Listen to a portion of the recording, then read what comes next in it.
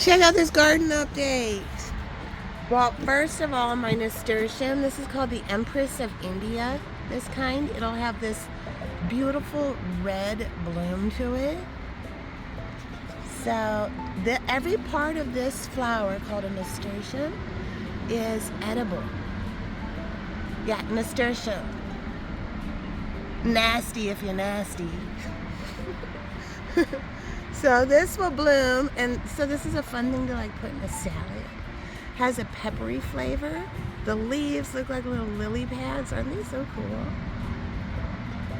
So the salad is looking really good. Look at all this. Kale. Swiss chard.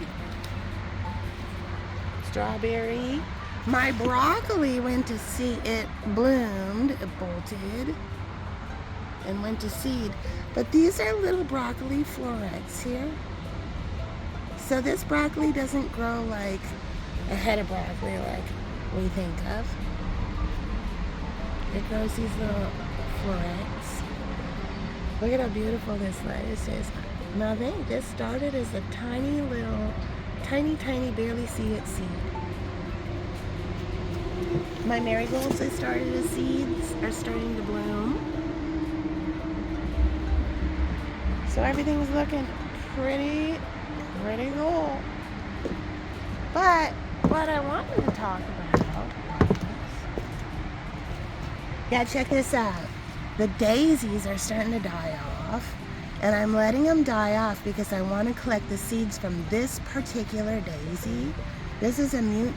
Look at 2 stems. It's like a conjoined twin. 2 stems fused together in 2 heads.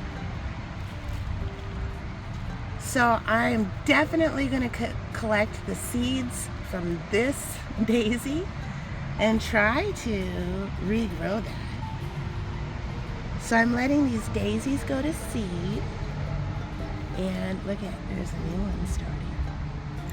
So it'll be a really interesting experiment to find out if whatever seed this particular daisy produces makes another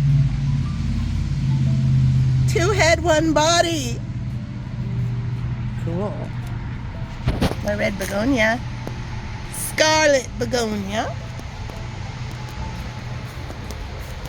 My bells of Ireland have gotten more bells. But here's what I wanted to show. So now is the time where tomatoes are starting to flower, especially if you've got some like cherry tomatoes. So here's a lesson in growing tomatoes. This particular tomato plant is a yellow pear tomato. A tomato is a self-pollinating plant.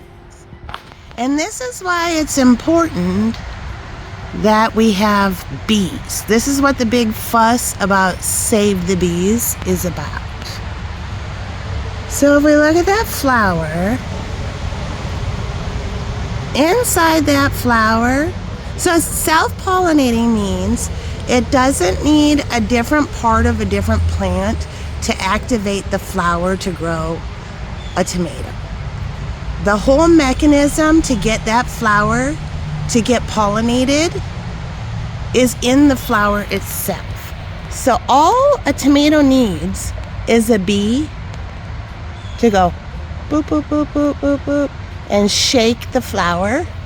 And then the pollen that's inside that flower will hit the right spot, and now there's a good chance that that's going to become a tomato.